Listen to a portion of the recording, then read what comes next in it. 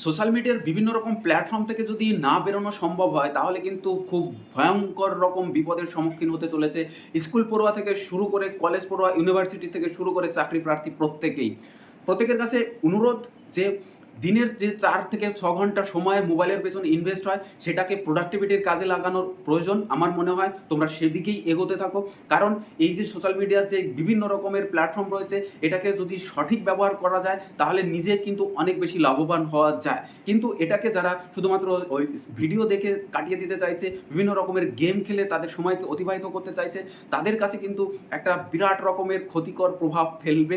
এই কথাটা আমরা প্রত্যেকেই কম বেশি এতদিনে বুঝে গেছি।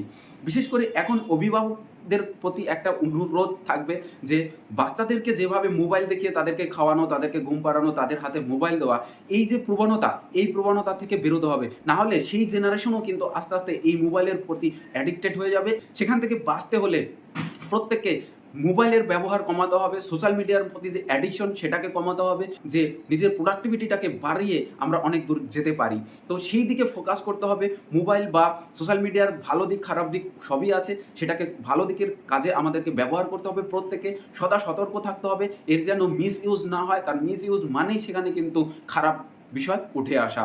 তো সেই জায়গাগুলোকে প্রত্যেকে খেয়াল রাখো।